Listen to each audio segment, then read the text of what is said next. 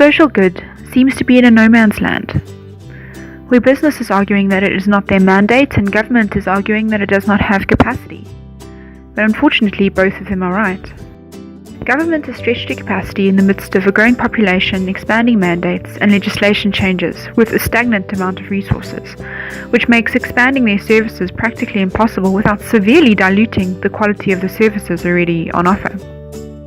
On the other hand, handing the responsibility to business to perform social services causes unnecessary duplication and results in a waste of resources, often making private sector services unaffordable to those that need them and takes the attention away from improving what's already on offer. I agree that there are many ways where businesses can engage in social innovation and provide services to the bottom income bracket that will alleviate some social ills. However, there are certain problems to be addressed where there is simply no money to be made from those in need, and development cannot solely rely on the benevolence of the private sector. But here's a solution.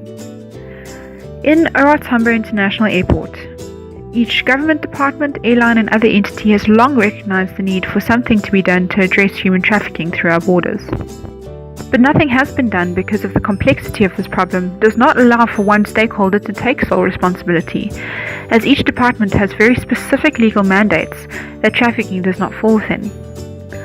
This standoff is not uncommon, as there are many complex social issues that society faces, and finding resolution is surprisingly difficult, as no one has the experience, budget or interest to address this crime effectively. Then we arrived, an NGO that wholeheartedly wanted to see this problem being addressed, and we're set on finding creative ways to do so. We got ourselves into the heart of the situation and started to figure out the best way to get this done, through co-creation with other government agencies on the ground. We didn't want to duplicate the role of any agency and wanted to make sure that we were being as effective as possible. We designed out our program to carefully fill the gaps that the agencies weren't allowed to address in order to stop duplication. One of the biggest challenges we had to overcome was in the management of the team and assuring government role players that we wouldn't compromise security within the sanitized areas of the airport.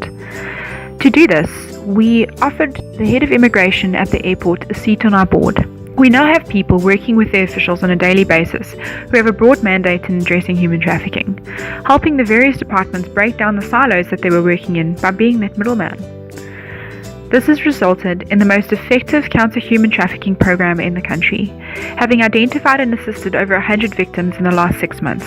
This project is now ready to scale and is preparing to go to the Cape Town and Durban airports within the next financial year.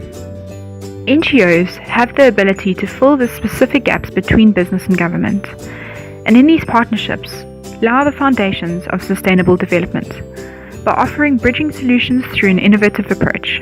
Instead of seeing ourselves as a non-government organization, Tiny Hands sees itself as a public sector consultant, not privatizing public services as the business sector tends to do, but offering auxiliary support to already existing public services in custom-made ways that result in an increase of capacity, accountability, and morale within grassroots government agencies. In this space, the opportunity for innovation is endless. Successful micro-projects can be filtered up to higher levels of government, scaled up, and in the long term inspire structural transformation that adopts best practices and utilizes government resources more effectively. Through the Bertha Scholarship, I plan to explore more possibilities within the public sector innovation space to see how the approach we took at the airport can be applied elsewhere. Partner with me as we take ownership in driving forward social good.